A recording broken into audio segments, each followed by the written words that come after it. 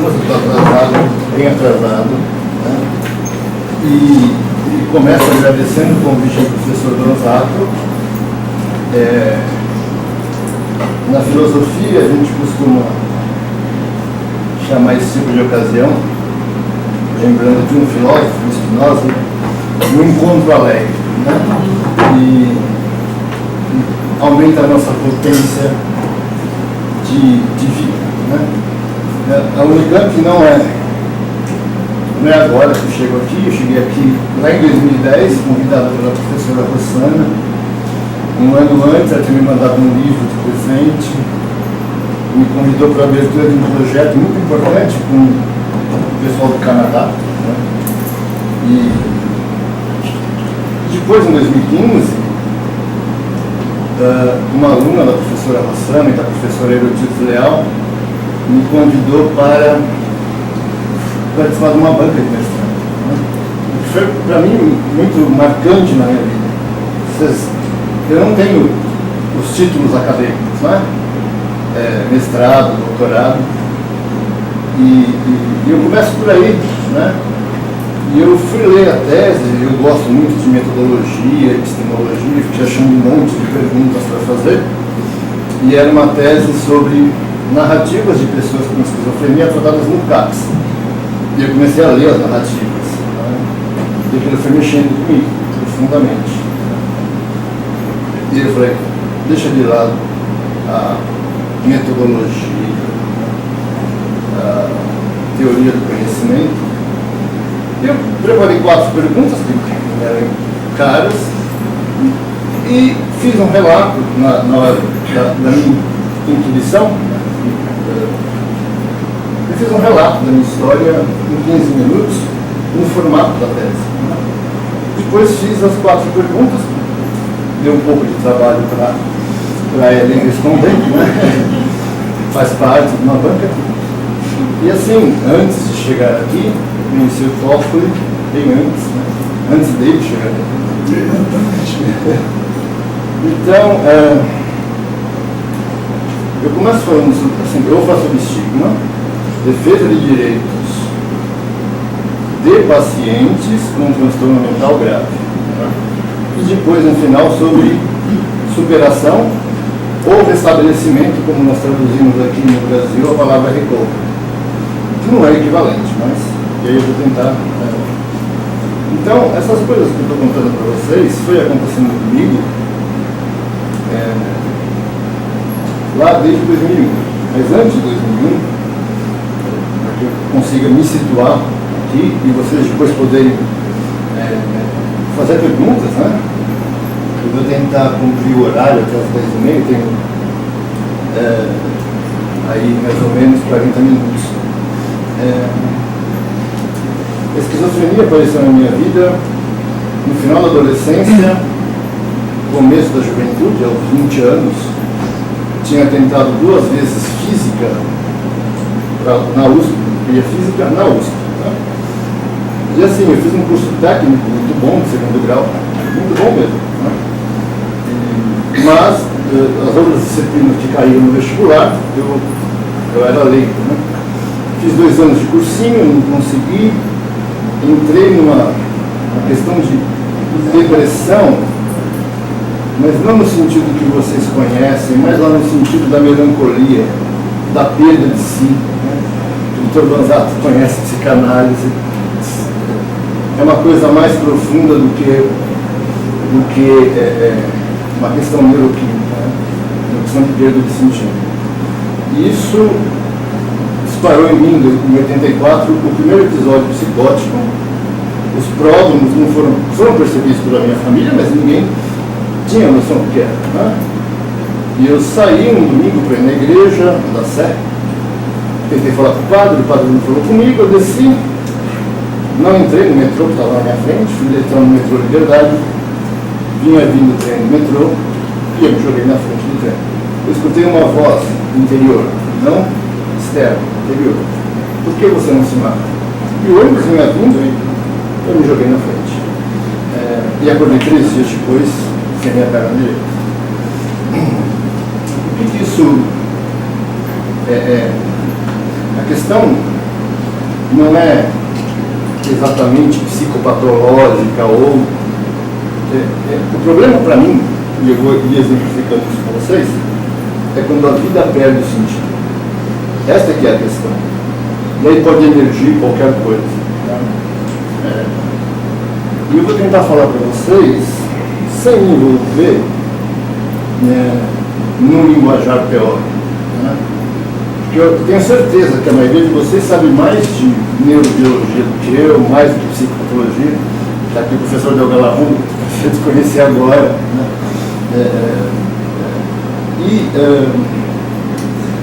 Para falar de estigma, vamos começar por aí.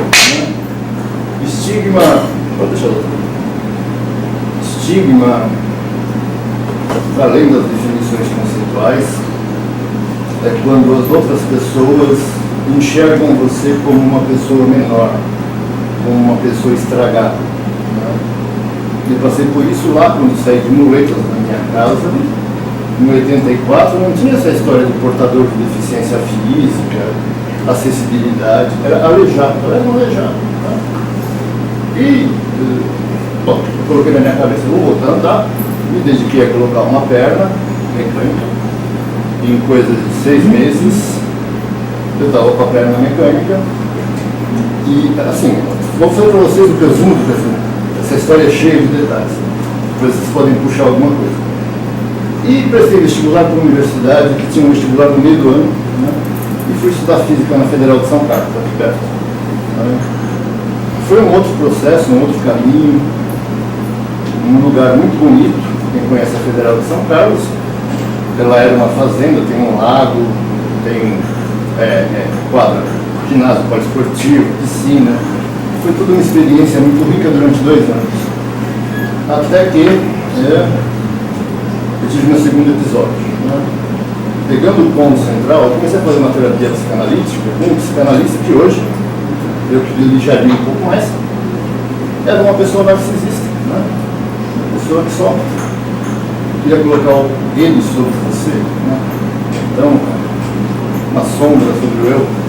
E isso, junto com as coisas que aconteceram, ele era a pessoa que tinha que, eu entendo isso, tinha que me dar apoio ou me dar uma certa malha de proteção, e isso não aconteceu.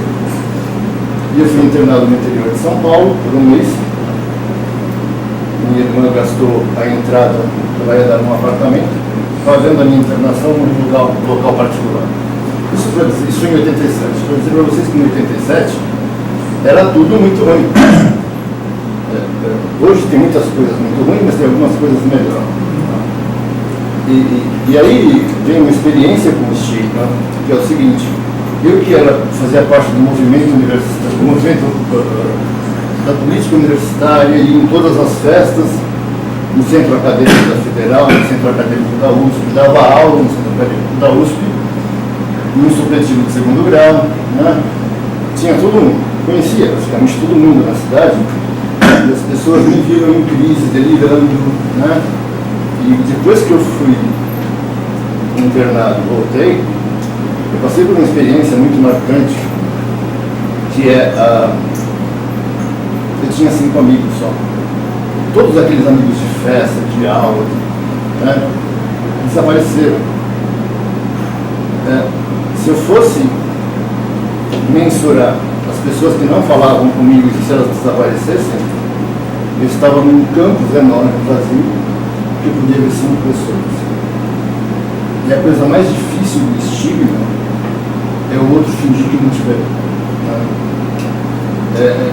Então, tem uma série de conceituações imbricadas no conceito de estigma. Tem um artigo muito bom chamado Conceitualizando o Estigma, do Link e do Fela. Se vocês quiserem ler, até é legal, tem uma boa abordagem ali. Uma boa, vamos dizer assim, estruturação do conceito, que tem muito a ver com sociologia. Eu queria passar para vocês essa experiência, quer dizer, como é que a pessoa com transtorno mental passa por essas coisas. E aí, passou, eu estudei mais um tempo lá, meu pai adoeceu, não podia mais me sustentar na universidade, eu vim para São Paulo trabalhar. Eu já era técnico, adorava automação industrial, fui trabalhar com automação industrial e cuidar do meu pai. Né? E teve uma outra história. Né? Eu vivi o segundo grau num lugar super protegido, com uma super oficina, super professores. Estudei no Ângulo, em São Paulo, um cursinho super legal. Depois fui para a Federal. Depois fui trabalhar com técnico, tudo bem, mas no chão da fábrica, com gente que não está nesse mundo que a gente vive. Né? E é uma experiência, hoje para mim é uma bagagem muito rica, mas foi muito útil. E eu fui me afastando de mim mesmo. Né? As coisas foram perdendo sentido de novo. E aí entra na minha vida o álcool. Né? Já bebia chopp na universidade, nas festas, até que em 10 anos eu acabei tomando uma litre de cachaça por dia. Muitas vezes eu saía à noite, 11 horas da noite, para achar um bar aberto para tomar uma bola de cachaça. E aí aconteceu várias coisas assim, delicadas, depois eu posso contar para vocês. E eu entrei na minha terceira crise, no final de 2000, começo de 2001. E aí eu fui internado num hospital escola, né? Da Santa Casa, que era um hospício feminino. O governador Mário Covas desmontou, reformou tudo e colocou uma equipe nova ali dentro, chama CAISA, Centro de Atenção Integrada à Saúde Mental, que fica ali na Vila Mariana, que agora, nesse mês, a Unifesp está indo lá ocupar o CAISA e está deixando de ser da Santa Casa. Uma coisa também bem complicada que, para minha sorte, ninguém me pediu para ajudar. E aí eu conheci uma pessoa dentro da equipe, eu não conseguia sair de casa, não tinha expressão facial, eu tinha muito medo, não conseguia falar com os meus irmãos, com a minha mãe. E aí eu conheci uma terapeuta ocupacional. Tá? E por algum motivo muito especial, eu me identifiquei muito com ela. Eu estava muito infantilizado, uma pobreza de discurso muito grande. Tá? E essa pessoa parava para me ouvir nessas coisas tão bobas e simples. Eu tinha perdido uma namorada, eu ficava falando dela o tempo todo. Ela falou: Jorge, você fala muito, quando você fala, trabalha, pinta aí, faz um negócio. Mas ela sabia disso, né? E depois, muito tempo depois, né, eu estava numa palestra com a médica, a professora que foi preceptora no meu caso, e eu falei: na minha época eu só falava com a Alessandra. Eu falei assim: não, Jorge, a Alessandra falava com a equipe inteira sobre o seu caso, de como manejar. Né? Ela foi a ponte entre você e a equipe. E aí, assim, vou fazer um divisor de águas. Medicação para esquizofrenia de primeira geração é muito potente e causa efeitos muito difíceis. As de segunda geração talvez sejam menos potentes no momento, mas na linha do tempo elas permitem fazer o que eu estou fazendo agora com vocês, que eu vim aqui conversar. Eu tomei remédio ontem à noite. E aí, no meio do ano em diante, me trocaram a medicação por um efeito colateral. Não vou falar o nome, remédio, intenção médica, vai. E eu voltei a sentir de novo, né? Sentir a vida, sentir o sorriso das pessoas, o dia bonito, coisas muito óbvias, muito bobas que todo mundo sente. E a gente só percebe o valor dessas coisas quando a gente perde. E aí entra toda essa coisa do estigma, e essa coisa do... Eu falei primeiro do estigma das pessoas em relação ao Jorge, né? Lá na universidade, que era meu ambiente, meu habitat. E aí eu fui descobrir um outro estigma, que é do Jorge em relação ao Jorge. É o Jorge que não deu certo, é o Jorge que, no fim das contas, eu achava que meu cérebro estava estragado. Então, esse sentimento de perda, de deslocamento, de não ter com quem trocar nada, tempo todo. Eu ia falar com essa terapeuta ocupacional 1 hora, uma vez por semana. E era o único espaço ao meu redor que tinha alguém que me ouvia, né? E aí eu, bom, meio do ano mudei o remédio, comecei a melhorar, sentir as coisas e tal. E ela falou, Jorge, vamos rever seu projeto terapêutico. O que você quer fazer da vida? Aos 37 anos, né? Falei, bom, física, eu quero voltar a estudar, mas física é muito difícil, então acho que eu vou estudar filosofia. Aí, me engano, porque as duas são difíceis, diferentes, mas muito difíceis, né? E aí eu fui estudar e tal, e entrei no final de 2002 para 2001 para 2002 na filosofia da USP, né? E lá foi uma experiência muito legal, muito boa, muito marcante, né? E aí veio uma coisa que é fruto do autoestigma. Bom, eu refiz meu circuito de amizades, estou estudando Descartes, Berkeley, né? Por aí afora. E Descartes é muito marcante para quem lê Descartes, né? E eu falei, bom, superei essa coisa da doença, né? Essa coisa do corpo, a alma é outra coisa e tal. E parei de tomar o remédio, depois de uma discussão longa com um residente. Vocês têm que ter bom senso, os residentes. Né? Você não vai discutir com quem é psicótico, cara. Tenta convencer no máximo. E meu argumento era assim, eu vou parar de tomar o remédio e quero que você continue me acompanhando. E ele me falou, você está ambivalente. Peraí, me explica. Você quer parar de tomar o remédio, mas quer continuar se tratando. Eu falei, peraí, há 3 anos você me dá um remédio com receita presa, né? E se eu me sentir mal sem ele? Um dia que eu vou correr, né? E foi uma discussão, no fim das contas, eu acabei falando assim, não, a gente vai resolver isso. Foi simples, tchau. Fui embora, eu não voltei mais. E aí apareceu a quarta crise. E aí minha irmã, eu tinha na época, né?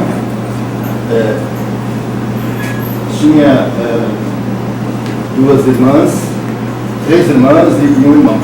Uma das minhas irmãs, são todos muito unidos. Eu ficava insistindo para eu tomar o remédio. Eu esperava eu ficar um pouquinho melhor nos sintomas para tomar o remédio. Até que eu voltei a ser atendido. Ela foi lá e conseguiu reatar o tratamento, 1 mês depois. E eu encontrei uma médica que eu já conhecia, né, de outro lugar. E ela falou assim, Jorge, eu entendo tudo que você está me falando. E era completamente delirante. Completamente delirante não quer dizer que não é real. Eu estava vivendo aquilo, mas é uma experiência única, né? Não é compartilhada. Mas ela falou assim, eu peço por favor, toma o remédio. E aí junto a insistência da minha irmã, de uma pessoa que eu conhecia, fora do setting, e eu voltei a tomar o remédio e comecei a perceber depois de uns 20 dias, todo aquele ambiente, toda aquela situação fantasmagórica desaparecendo. Né? E aí veio um insight, né? Que é o seguinte, eu tenho uma doença, depois de ter lido Descartes, né? Joguei o Descartes no lixo. Depois eu tenho uma doença que altera a minha maneira de ver as coisas.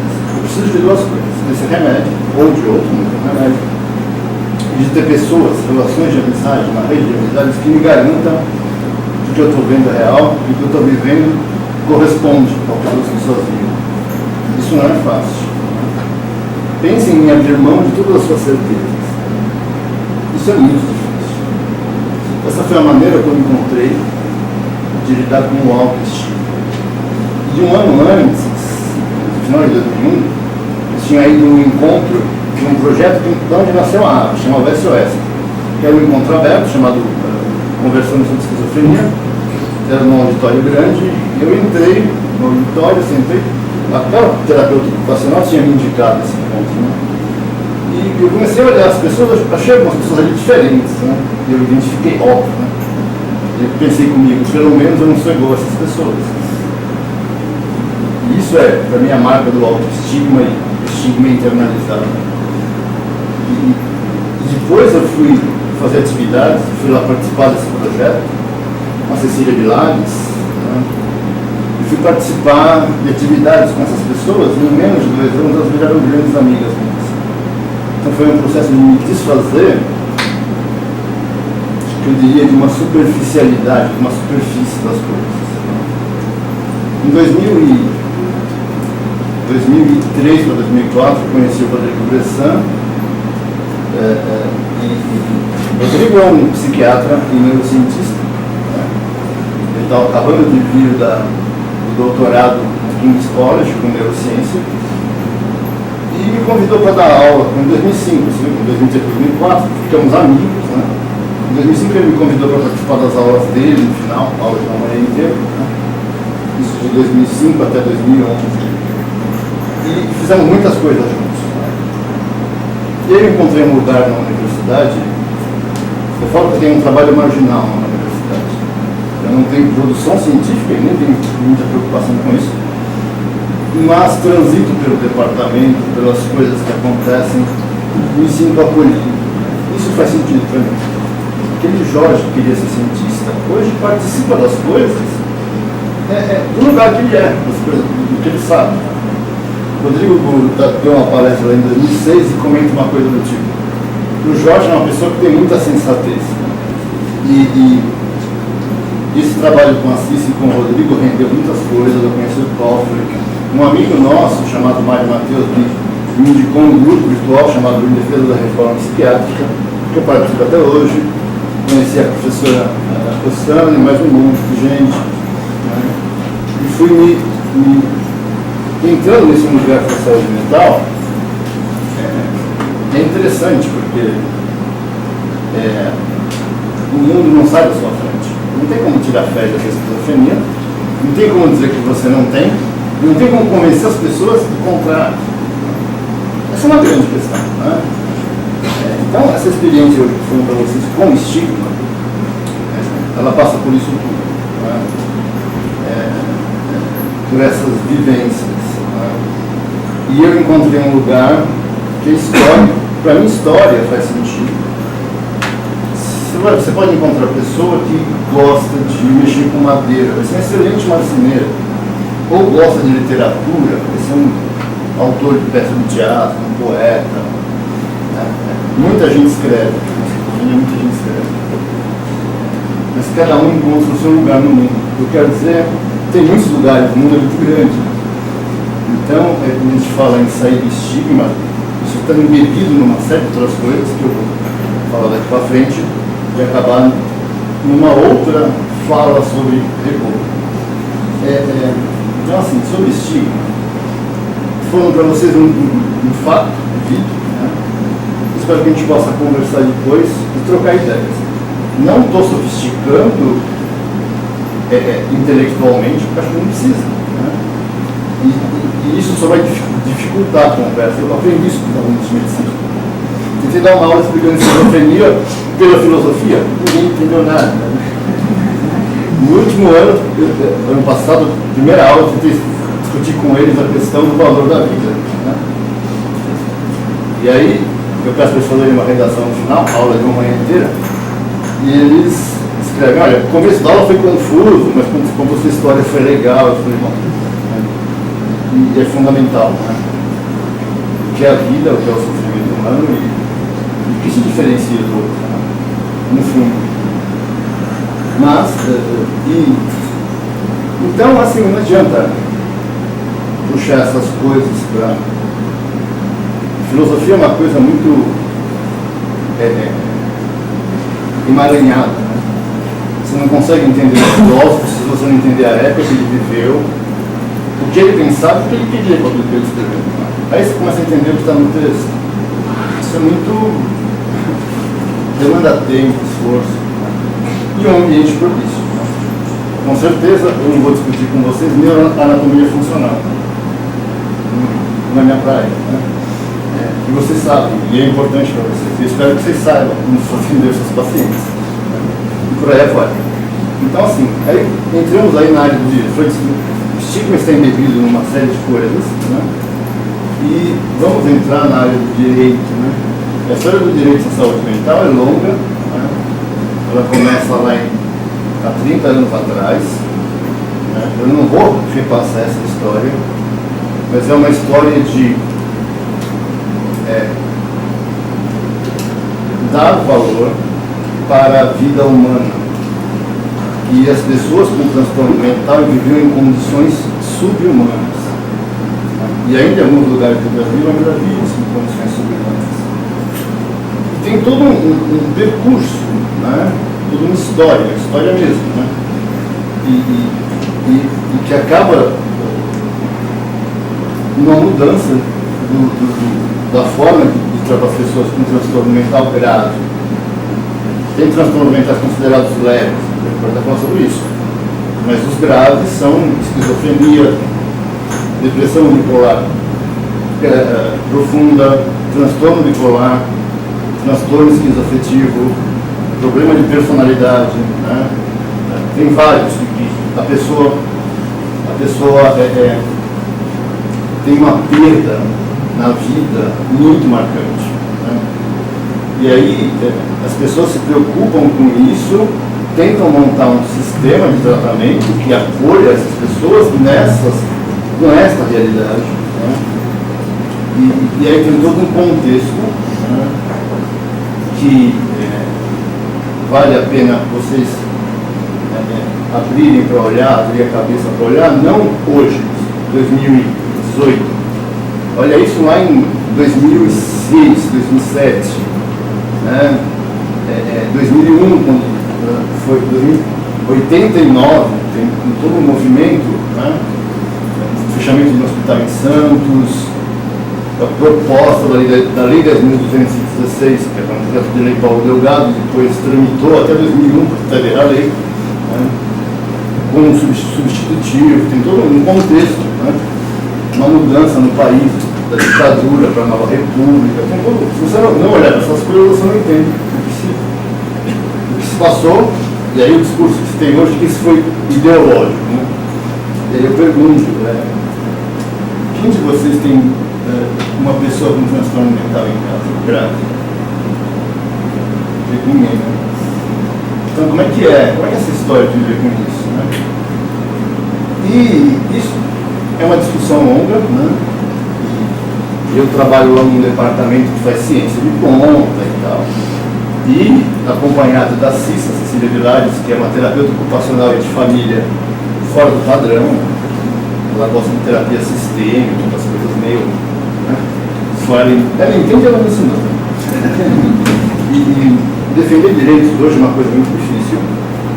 Comecei um projeto de defesa de direitos na APA, lá em agosto do ano passado. E cheguei à seguinte conclusão, né? É preciso conhecer a realidade das pessoas. É ir lá e conversar com as pessoas. Né? Vou defender direito a partir de quê? Né? Do que eu acho que é certo, mas do que eu acho que é certo pode não ser o que a pessoa precisa. E depende do lugar que ela vive, depende das questões que atravessam a vida dela. E eu estava falando com um professor, o Jair Mário, e ele falou: Jorge, você faz um trabalho muito melhor que os antropólogos, né? Porque você vive o assunto, né? E eu falei: então tá bom, então eu não vou usar aquela coisa do estranhamento cultural, me afastar para ver de fora. Eu vou me deixar afetar pelo que eu vejo, né? Usar um pouco do Spinoza, né? Deixar a coisa entrar e aí a partir daí a gente pode gerar diálogo. Acho que defesa de direitos, né, depende muito de diálogo, né? E eu aprendi muito com a Cissa com isso, conversando, né?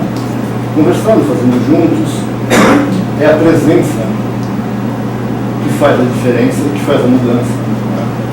Faz as coisas mudarem, né? Eu lembro vocês que lá, com 20 anos, eu tentei suicídio, depois tive uma crise, saí da universidade, depois tive outra crise, já era alcoólatra, com uma comorbidade super grave, né? Até hoje não tenho, de 2001 para cá, nenhum lapso. A terapeuta ocupacional foi eficiente no que ela fez.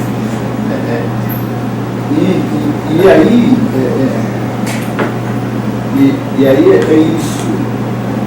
Defender direitos das pessoas com pacientes. O paciente mostra que a pessoa precisa de cuidado. Um transtorno mental grave exige a abertura para o diálogo. Conheço muitas pessoas que têm esquizofrenia, convivo com elas, na ABRE, dentro do PROESC, fora do projeto, fora da aba, e é possível sim ter amizade, conversar sobre os conteúdos delirantes, os conteúdos alucinatórios, né? E aos poucos o que eu percebo é que quando você se aproxima e convive, não é entrar num delírio, não é isso, é conviver e aceitar a pessoa com tudo que está dentro, né? As pessoas começam a se reorganizar e encontrar outras formas de estar no mundo, né? Em 2016, um deputado propôs uma alteração, um projeto de lei 5907/16, né? O nome dele é Francisco Floriano. Mudanças radicais na lei 10.216, que é muito cara para muita gente, para mim inclusive. E assim, ele não tira nenhum direito, acrescenta outros. Mas é que vem a questão, ele não está dialogando. E como é que isso vai chegar nessas pessoas? Né? Aí vira direito, né? Tem uma discussão antiga, né? Existe uma diferença entre direito, entre as leis e a justiça. Isso é uma boa conversa. Nem sempre o que é legal é justo. Hoje a gente vive num mundo em que o diálogo, a aproximação, ela é fundamental. E acho que assim, o deputado é bem intencionado, né? Mas não conversou com ninguém, né? Não conhece, né? Por exemplo, direito a cotas no trabalho, né? E aí troca todo mundo que tem transtorno mental é considerado deficiente para fins legais, né? Fala para alguém que ele é deficiente, ver se ele vai aceitar. Mas falei, nós temos um projeto lá no projeto chamado Inserir. E essa é uma discussão que a assistente social faz com as pessoas. Muitas não querem, elas podem, hoje, né, serem incluídas em lei de cotas pela deficiência. E elas falam, não sou deficiente. E aí? Né? Então, o mundo hoje está meio que um rolo compressor.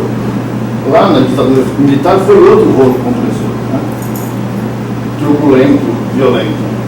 Hoje é um rolo compressor da superficialização de tudo.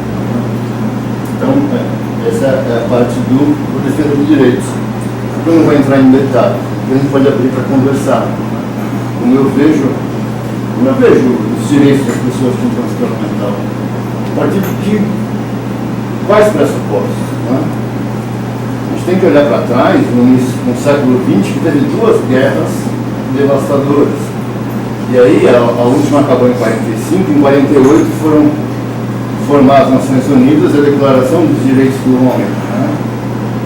E só em 92 a própria ONU foi fazer uma declaração do direito das pessoas com transtorno mental, né? Então, muito maior, uma série de itens. É a partir daí que eu vejo uma perspectiva histórica de hoje, quando nós estamos vivendo. Defender direito e defender a nossa possibilidade de quem tem transtorno mental grave, e eu sou um caso de transtorno mental grave, eu sei disso, né? Eu contei para vocês. Tive mais 2 crises, 2004, depois tive uma em 2012, quando eu fui para Londres, num simpósio sobre recovery, from recovery. Passei por uma situação muito difícil, cheguei aqui e entrei em crise.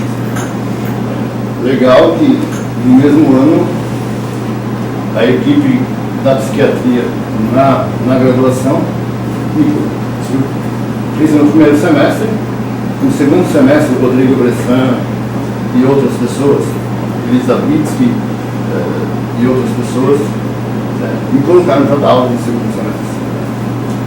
E o Rodrigo me colocou para escrever um outro capítulo do nosso livro que já estava escrito, que era sobre saliência, relação da dopamina com a percepção das coisas, com a saliência das coisas. E ele fez eu escrever. Você vai escrever, não sou eu. Ele falou, isso aqui ficou bom, isso aqui não ficou bom. E eu fiquei lá trabalhando, reunindo para escrever 15, 20 páginas, quase 6 meses. E ele deixou lá fazendo.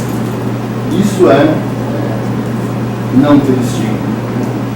Isso é acolher, apoiar. E essas coisas aqui me levam a pensar em direitos, né? direito de estar juntos, de participar, de trocar experiências, né? Isso é uma construção. O filósofo, o sociólogo Zygmunt Bauman fala que a gente estamos passando por um período histórico, nós não sabemos para onde vamos. E eu acho que é bem isso mesmo. Eu acho que a transtorno mental nos ensina, pode nos ensinar a pensar o que é que nós queremos como pessoas, né?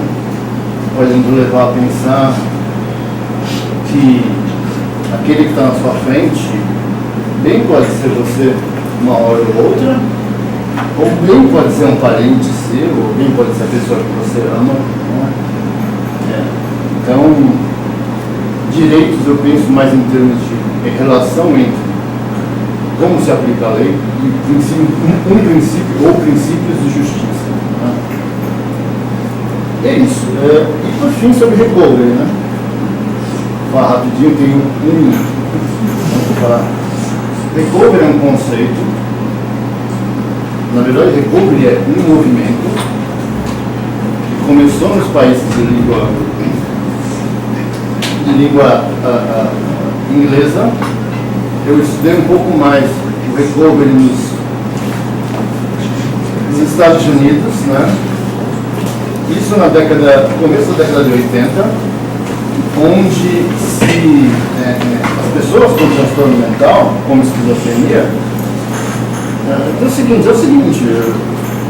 essa coisa que os médicos dizem aí, que isso não tem jeito, que isso não posso nada, tem que me acostumar com que isso é crônico e incapacitante, né? Degenerativo. Esse é um discurso, tem um livro em casa que é uma pérola, chama História da Esquizofrenia. O nome do autor é Caruso Madalena. Se vocês puderem achar esse livro no seu, leiam, ou na biblioteca. É uma coisa, e é uma visão dessa época, né? Uma coisa horrível. Meu irmão conseguiu o livro, leu, eu estava na minha terceira crise, ela não falou, Jorge, que eu falei, cadê aquele livro? Ela falou, Jorge, perdi o livro. Passou-se anos, depois ela falou, tá aqui o livro, tá? Agora você pode ler. Horroroso, uma coisa horrorosa, né? E era assim que se via as pessoas, né? E era assim que era a ciência da época, tem que se pensar nisso, né? Uma época que se mistura com a eugenia, com coisas que são muito duras, muito difíceis, né? Junto com Guerra Fria, né? Então, e aí essas pessoas começam, e assim, eles começam a se articular, fazendo sabe o quê? Jornalzinho mimeógrafo, programando encontros, né? E aparecem alguns expoentes, né? Um deles é Patrícia Digan, vale a pena ler, ela tem textos muito bonitos, muito humanos, né? Uma pessoa que tem esquizofrenia epifrênica aos 16 anos, e o médico fala isso para ela: desiste que você não vai conseguir fazer nada. Pelo contrário, eu vou fazer, né? E passou por todos os percalços para chegar onde ela acha que ela deve estar. Eu fiz uma coisa parecida com a minha vida, não no sentido da Patrícia Digan, essa aqui é a coisa, recovery não tem receita. Então, as pessoas dão receita de recovery, e eu fico pensando, nossa, isso é ideológico, isso é para vender, isso tem interesses, né? Como diz lá o Bourdieu, sociólogo francês, que morreu em 2002, né? E tem um texto muito bonito chamado Não Existe Atos Desinteressados. Vale a pena ler. Tudo tem um interesse, né? Então, a questão do recovery, eu jogaria para vocês que ele é possível como superação e como restabelecimento na vida, estabelecer relações, restabelecer habilidades, superar dificuldades. Isso se dá na relação com as pessoas. Isso eu aprendi com a Cissa durante anos. Eu sempre falo, onde eu falo, que a Cissa me ensinou desde o começo, quando eu conheci, a gostar das pessoas. Eu era um escroto, um nerd de exatas que achava que não importa o que eu penso, é você que se dane. E eu comecei a aprender a gostar. Isso mudou o jeito de viver, né? O jeito de pensar, os filósofos que eu leio, né?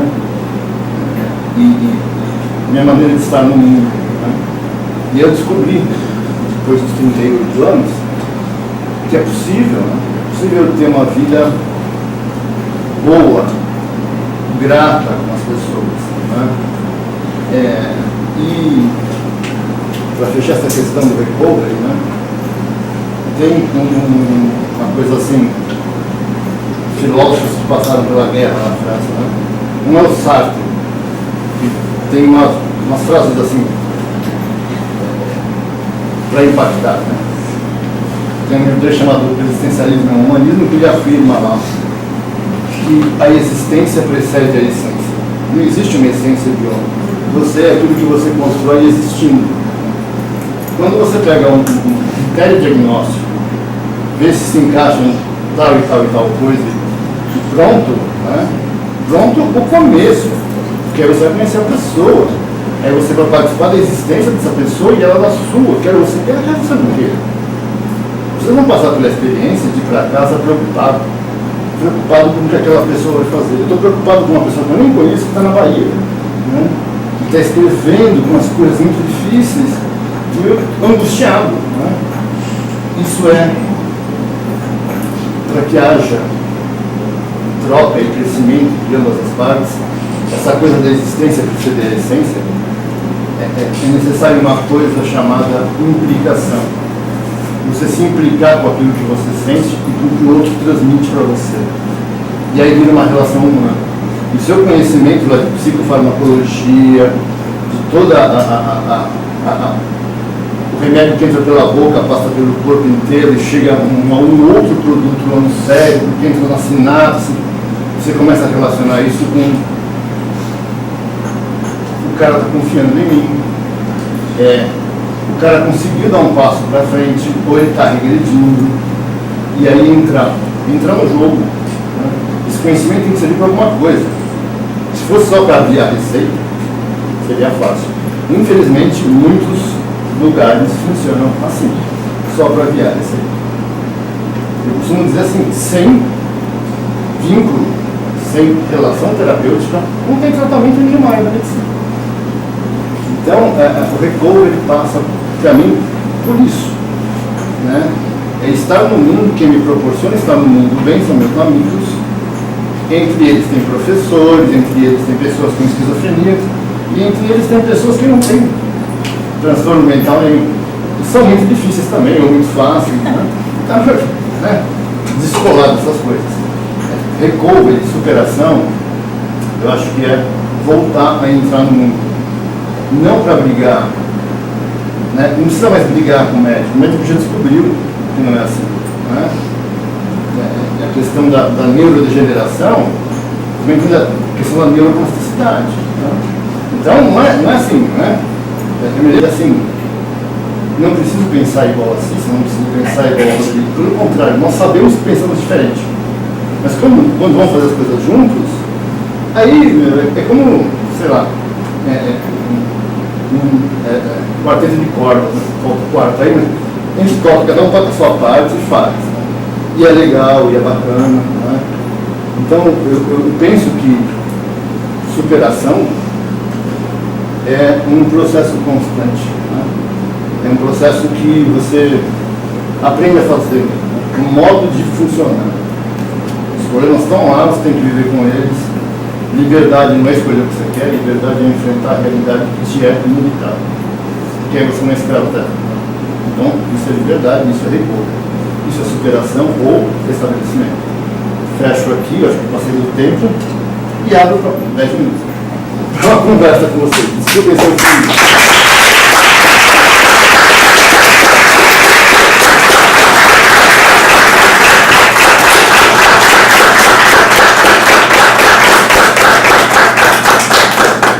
Jorge, muito obrigado pela sua palestra, belíssima, uma abertura e tanto aqui do nosso ano, uma contribuição inestimável, acho que uma mensagem muito bacana para aqueles que estão começando a psiquiatria ou, enfim, progredindo na especialização, na saúde mental, nas diferentes áreas. E queria agradecer você muito por ter compartilhado conosco a sua história, né, de uma maneira assim tão generosa, seus insights, a sua sensibilidade, né? Tenho certeza que o pessoal aí tem bastante, enfim, perguntas para te fazer, então a gente passa para o debate, né? Então, por favor, comentários, perguntas, observações. Olha, desde 2005, Rodrigo, você já me colocou na fogueira para falar para alunos em congresso, né? Eu me lembro no congresso de 2005 que você me convida para falar em um fórum de transtorno mental e psíquico. Falei lá da visão do médico, da visão de quem tem o transtorno, aí depois abri para conversa, como agora, levamos um médico de Portugal e falou, olha, eu acho que quem tem transtorno mental devia se limitar a contar a sua história. E eu falei, nossa, minha pancada não sabia. Aí estava na mesa lá um amigo, né, o Miguel Jorge, que é também professor, ele falou, não, esse é o lado filosófico do Jorge, né? Nós emprestamos ele para você levar para Portugal. Desde que você se compromete em nos devolver, né? Uma brincadeirinha assim, né? Mas era essa a visão. O que é que você está fazendo? Quem é você? Essas coisas têm muito isso, assim pontes do professor Banzato, né? De controle do povo, a professora Luciana, amiga de muitos tempos, mostra que essas coisas não dão. Vamos lá. Como é que foi para você o processo do insight a respeito dos sintomas psicóticos como delírio, alucinação? Então, eu falo isso para as pessoas com muita sinceridade. Eu não tenho insight. Tá? Porque quem passa por delírios e alucinações, vive aqui. Né? Você achar que está sendo filmado por todos os lados, achar que está sendo perseguido, que vão agredir sua família. O que acontece é assim, você toma um remédio, você passa por tratamentos, e aí o remédio só faz efeito se ele fizer sentido. Percebe? Porque aí você começa a se observar, começa a ver que as coisas mudam. Eu posso falar da minha experiência, sempre referido a mim. E o conteúdo delirante, o conteúdo alucinatório vai perdendo força, e aí você vai vivendo com as pessoas, isso vai indo para o passado. Eu lembro dos meus delírios, não era muito viva, né? Só que hoje eles não me afetam, não me afetam no dia de hoje, né? Está lá como uma lembrança, como é de São Carlos, como é da Escola Técnica, por aí afora. É uma parte da minha vida. Então, eu respeito a mim mesmo, eu vivi isso. Não vou negar. Não é que não existiu. Não existiu para vocês, para mim existiu. Não tem esse insight, desculpa. Não sei se as pessoas têm. Mas hoje você consegue confrontar, por exemplo, com situações lógicas, olhando para trás. Hoje você consegue confrontar as ideias delirantes usando a lógica, usando a experiência, ou ainda não, é difícil com isso. É assim. Por isso que eu fui lá estudar filosofia. Uma coisa que eu não contei, eu faço uma terapia psicanalítica desde 2001, há 17 anos. Nos 2 primeiros anos eu fiquei falando da minha esquizofrenia. E foi um espaço para poder construir uma estrutura dentro de mim, fora da experiência psicótica, para caminhar. E é 2 anos. 2 anos, metade da sua residência. Entendeu? É tempo, e gasta tempo. E a experiência. É que assim, você vai desvelando a realidade, levantando o véu da realidade, você vai achar outro véu. Você levanta outro véu, tem outro véu. Até que você chega na base da linguagem.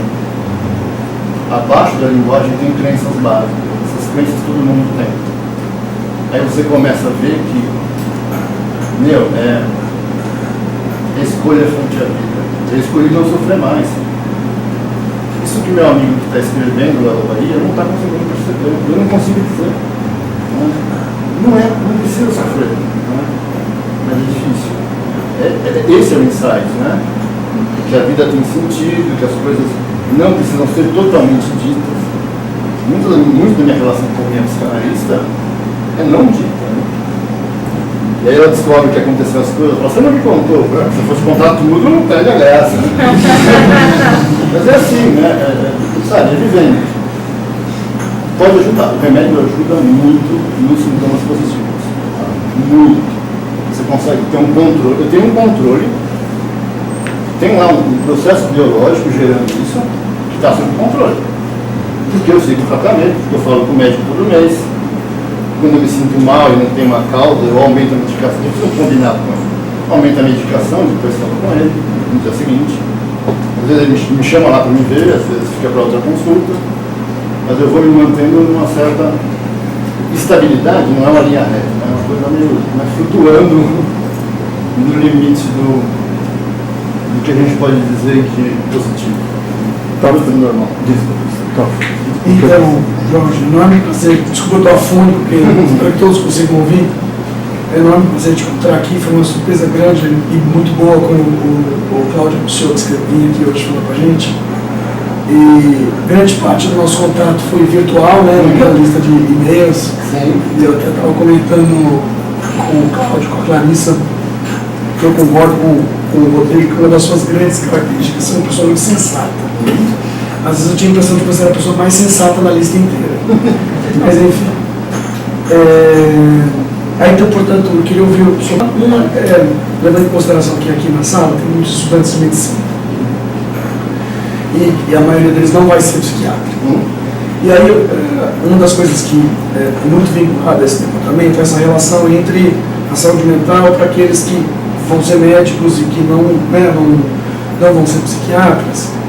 E aí, então, são duas coisas. A primeira, eu queria que você falasse um pouquinho para eles sobre essa coisa de o médico em geral, não só o psiquiatra. Como é que é, o que você gostaria de dizer para pessoas que vão ser médicos e não vão ser psiquiatras? É isso que eu vou dizer para você. Uma pergunta que eu sempre faço para os alunos de medicina de terceiro ano que eu dou aula, para quebrar o dia, porque assim, quando eu falo que eu tenho esquizofrenia, parece que apaga, né? Eu sou professor convidado. Não, eles não estão mais ouvindo nada, né? Com a esquizofrenia ali, assim, não tem professor convidado naquela universidade, eu sou o único. E o único que tem esquizofrenia também, com certeza. E aí, qual é o sentido da profissão de vocês? Vocês estão no terceiro ano, vocês já vão no hospital, né? E é um silêncio mortal. E aí um ou outro solta uma frase, e eu acabo falando assim, olha, é aliviar o sofrimento humano, não é? Tem várias maneiras de sofrimento. Aliás, as pessoas só vão ao médico quando estão sofrendo. Né? Tem um exemplo muito legal. Eu estou com um problema na base da planta do pé.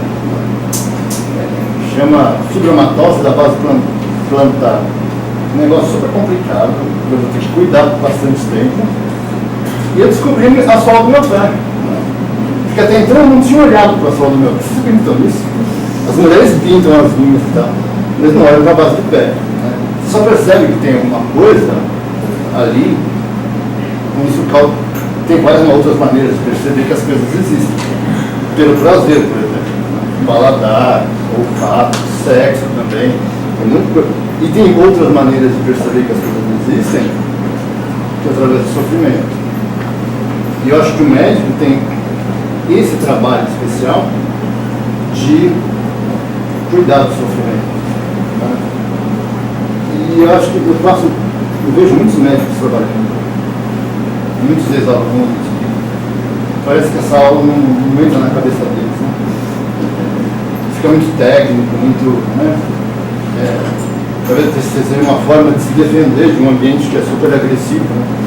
Que é o hospital, Então, o Toffler está me falando do que eu penso sobre o médico. O médico é uma pessoa que dá medo nas outras pessoas. A pessoa vai lá com sofrimento e com medo do que o médico vai falar. E vocês vão ocupar esse lugar. Né? E vocês têm essa chave, esse poder de, sabe, trazer para um nível do possível de lidar. Né? Pode ser uma metástase, pode ser o meu problema na base do pé, sei lá como vai evoluir, vou procurar outro ortopedista, sei lá, fazer uma palmilha sobre encomenda, sei lá o que eu vou fazer. Né? Mas é tratável do mundo do real, as pessoas extrapolam isso. Elas entram por desespero. Né? E aí não tomam remédio porque não quer olhar para isso. 60% das pessoas que têm esquizofrenia não seguem regularmente o tratamento. 30% não toma mesmo, e 30% tem uma adesão parcial. Por quê? Porque o medicamento não faz sentido. Então essa é uma questão. Como é que faz esse comprimidinho que entra lá para o cérebro? O cara compara com, sei lá, aspirina, né? Não é a mesma coisa. E aí tem um relacionamento humano, eu gosto de chamar de psicoeducação, que não é tradicional, mas é um conversar sobre as coisas. Nós temos mais duas pessoas que gostariam de fazer a entrevista. Eu vou pedir então que os dois façam e o Jorge faz talvez última rodada de respostas, porque infelizmente nosso tempo. Seu nome, desculpa, muita gente nova. Enzo. O Enzo, depois o professor Paulo. Por favor, Enzo. Bom dia, professor. Ouvindo a sua palestra e depois das perguntas, eu fiquei com algumas palavras na cabeça e tentando trazer para as escolhas que a gente faz entrando na medicina ou na saúde mental. Por exemplo, a questão do insight ou de conviver com o delírio. Você falou em conversar com os delírios que você não tem insight. E para nós como médicos, assim, trazendo mais para a questão do estigma, eu gostaria de perguntar para você o que foi mais trabalhoso ou difícil, se foi enfrentar os estigmas colocados pelos outros ou por você mesmo, para conseguir se desenvolver nesse mundo e nesse estar no mundo. Que eu acho que isso é uma questão que acaba sempre vindo para nós, como indivíduo que vai trabalhar com o outro. Assim. Então, eu acho que o meu processo de estigma amolecer e caindo, né, saindo, foi na relação com a CIS e com esse grupo de pessoas que eu falei. A gente fazia um boletim de um projeto chamado SOS. Tem um amigo que eu tenho até hoje, eu considero um grande amigo meu, e ele é o que as pessoas chamam de doente crônico. Aí você vai conversar com ele faz grupo junto comigo e tal, de uma sabedoria, de um conhecimento, intelectualmente, uma pessoa muito bem formada, que sofre o tempo todo.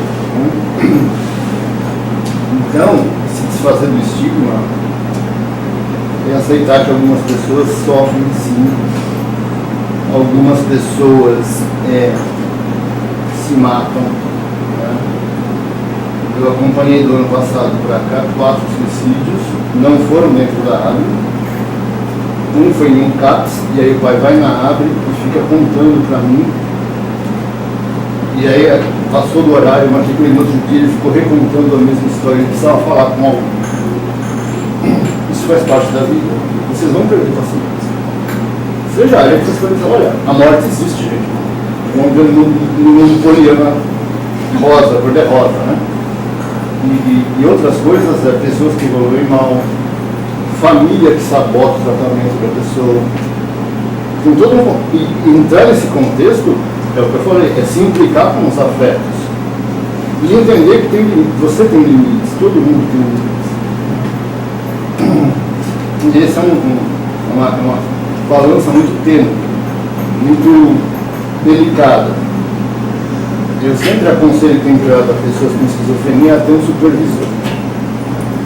Mesmo que seja ser experiente, porque você vai encontrar com coisas muito difíceis e que mexem profundamente. Eu encontro com coisas que mexem comigo profundamente.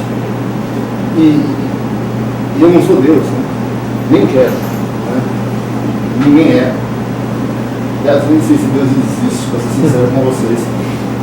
E é esse mundo real que a gente vive. Então, nadar nesse mundo real e ver o que é possível, o que está ao seu alcance. Uma outra pergunta? Paulo faz a última. Primeiro, assim, super legal a sua palestra. Adorei, acho que todo mundo gostou muito. A gente sente a sua sinceridade, a sua sensatez, a sua sabedoria. Acho que a sabedoria mesmo atravessou tanta coisa e consegue passar isso, essa experiência de vida para as pessoas, de ensinar, muito legal. Eu queria perguntar duas coisas que são detalhes, na verdade, mas que desde eu me formei em 83, comecei a fazer psiquiatria em 84, né? Quando eu fiz a minha residência, fiz com o Mário, a gente morava junto e a gente estava... Os professores da gente eram um departamento fortemente psicanalítico e tal, e não tinha, os professores não falavam, olha, esse paciente tem uma esquizofrenia, você tem que falar para ele, dizer o que ele tem uma esquizofrenia, a esquizofrenia é mais ou menos isso, aquilo. A gente não pronunciava, a gente não dava diagnóstico para os pacientes, era tacitamente proibido você dar diagnóstico para o paciente, e mesmo para a família.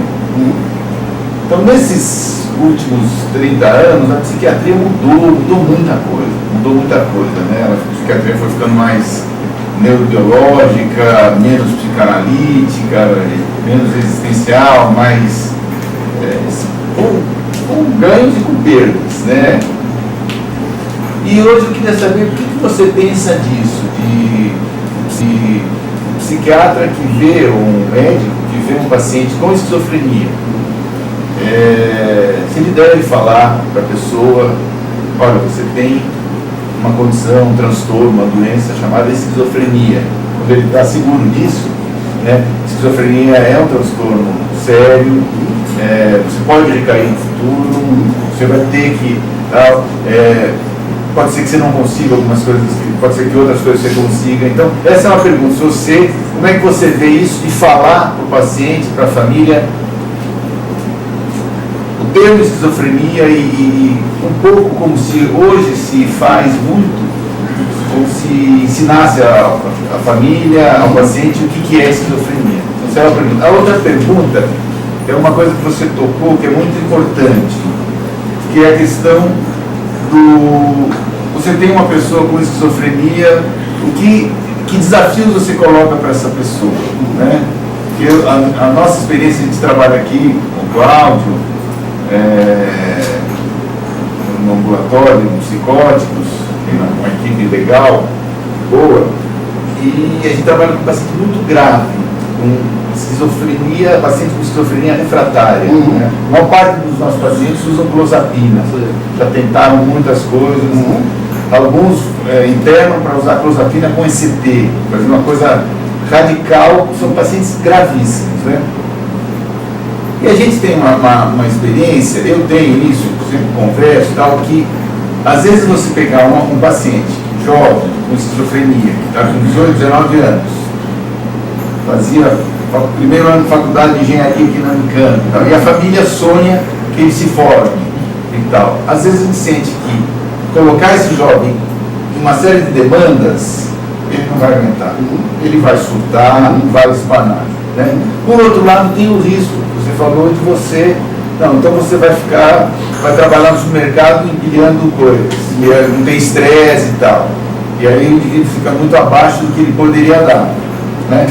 Eu tenho uma tendência a falar assim, olha, uma pessoa com esquizofrenia ser caixa de supermercado, trabalhar em telemarketing, não rola porque telemarketing você está sendo xingado toda hora, caixa, entendeu? E a pessoa tem uma vulnerabilidade e vai espanar.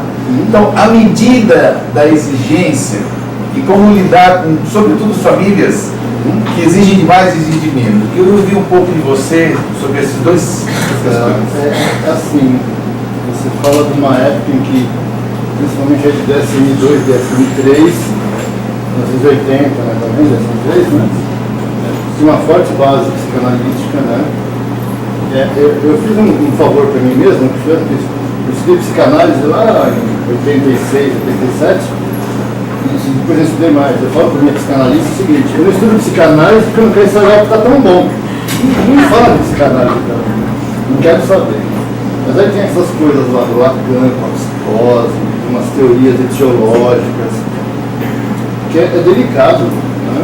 É meio uma repetição de um cartesianismo, com uma outra linguagem. É uma forma de dizer como o mundo é, fora de mim. E, por outro lado, a neurobiologia avançou muito, né? Eu trabalho com neurocientista, meus amigos são neurocientistas. E eu vejo que o conhecimento do cérebro em termos práticos, é assim, né? O uso de medicação é feito testado no ensaio clínico. Não existe uma teoria etiológica, porque a complexidade é muito grande. Se tiver, por favor, me contem. Eu trabalho com neurocientistas, eles falam, não tem. Né?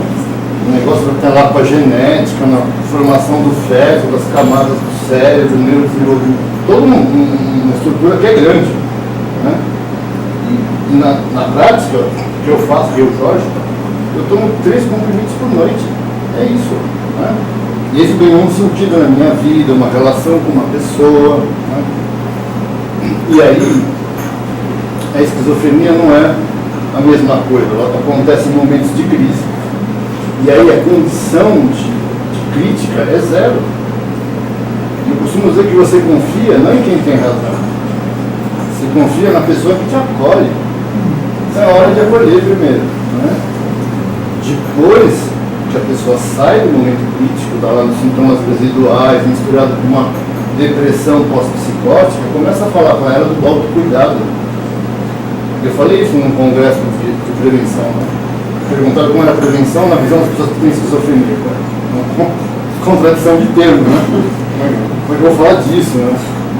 E eu falei assim, olha, eu vou trocar o nome da palavra prevenção, o significado, por autocuidado. O autocuidado sempre previne. E talvez aí você consiga falar com o lado humano da pessoa. Com o sofrimento que ela está sentindo, de ser perseguida, de ter sido abandonada pela pessoa que ama, de brigar com os pais. Traz isso para dentro da clínica. Porque é isso que a pessoa vive. Não é a tua teoria psicanalítica, lá da fora cruzando o nome do pai, do Cambó 4. E não é a dopamina, o sistema glutamatérgico que vai fazer a pessoa melhorar. É você pessoa, cara. Né? E é isso que aconteceu comigo. Então, se você temperar com relação a tudo o que a pessoa vive, faz sentido para ela. E o remédio faz sentido ali. Naquela pessoa que ela perdeu, no pai que ela brigou. Eu estava falando ontem num grupo de familiares da importância do afeto. Ver televisão juntos, né? Fazer um doce que a pessoa gosta, porque você está vivendo com a pessoa. Ela não é uma coisa, é uma pessoa. Então, eu acho que, falando sobre isso, acho que o futuro da medicina passa por essa humanização. Né? E a outra pergunta era... A questão do grau de exigência, de expectativas, de como é que se lida com isso. Tendência nossa é sempre fazer uma coisa assim bem gradualista, uma conquista de cada vez, você não sabe aonde a pessoa pode chegar, vamos incentivar, mas vamos, né, um passo de cada vez, é um pouco isso. Nossa tendência no ambulatório. Eu queria te ouvir sobre isso. Eu acho o seguinte, a esquizofrenia, como eu entendo, né, tem uma questão existencial, sim, uma questão social, né? Bourdieu, eu gosto muito do Bourdieu porque ele fala que não tem essa história de ser biológico. Você sai da barriga da sua mãe, dentro da barriga da sua mãe, você está sendo malhado socialmente. Né? É a roupinha azul para menina, a roupinha rosa para menina. Né? Tem um conceito do Bourdieu que ele chama de ilúsio. Ilúsio é o que você espera do mundo. Né? A ilúsio dos estudantes de medicina aqui é serem médicos, né? E dos residentes serem mestres, doutores, professores. Então, é lidar com as possibilidades que aquela pessoa, no lugar que ela vive, a forma psiquiátrica tem um nome bonito para isso, que é território, né? Mas é tentar ajudar a pessoa a se encaixar no que é possível. E essa consciência das perdas não é fácil. Normalmente as pessoas, quando têm a consciência das perdas que a esquizofrenia colocou e sabem que não vai recuperar, esta consciência leva ao suicídio. Né? É o principal caso de tentativa de suicídio. Metade tem. Então, essa coisa que Spinoza fala, né? De que a liberdade é você enfrentar, você lidar com o que é que está na sua frente você não pode fazer. E lidar com isso é verdade. Não é escolher A ou B ou C. Esse é um processo que passa por afetos. Né? Tem coisas, por exemplo, que te afetam e te fazem bem, tem coisas que te afetam e te deixam para baixo, muito para baixo. Talvez aí a questão seja lidar com. Não é reler Spinoza, sabe? Tem um autor também super difícil e radical, ele chega num ponto que não dá mais para acompanhar isso. Né? Mas nisso dá para pensar que é uma questão de afeto, no fundo. E o remédio faz sentido se tiver uma carga de afeto, a relação com um trabalho que possa ser adequado naquele momento. E assim, eu tenho isso para mim. Eu sei que eu não vou ganhar o Nobel. Eu desisti da pós-graduação, sendo sincero. Em 2016, o Jair Maggi veio de novo, que é o coordenador da pós-graduação. Falou, Jorge, já passou da época dessa pós-graduação, entra aí, faz, tá? E eu você é doutor aos 60 anos, eu não vou dar aula nem que cheira muito bem, entendeu? Não vou entrar nessa, né? Chatanã, então, tem isso também.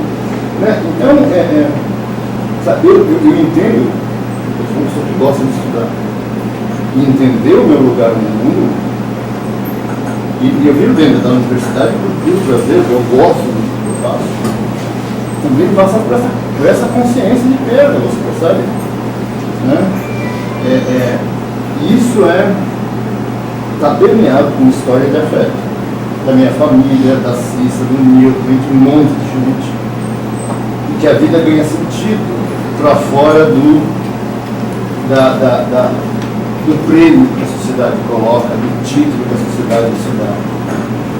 Acho que a gente tem, voltando à mesma coisa da primeira pergunta, essa possibilidade de nos tornarmos mais humanos, mais lidar com a vida, né?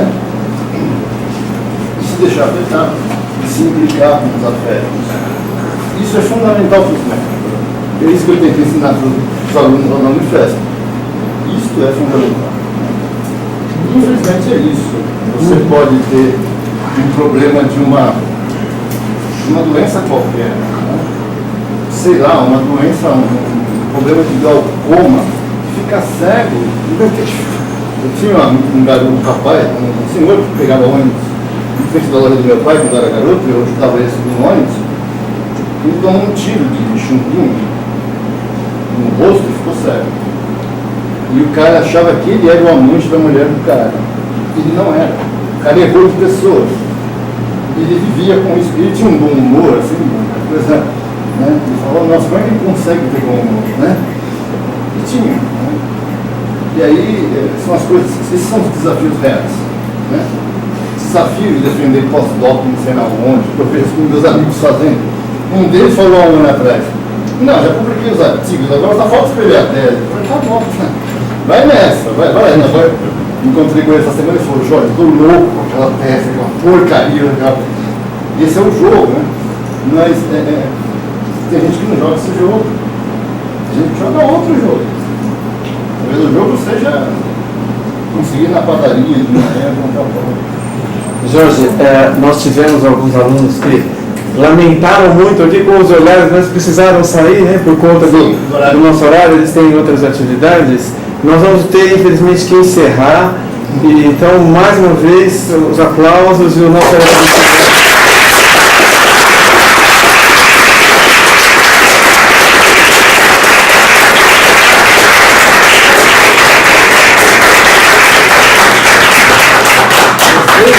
Vocês não imaginam o significado disso para mim.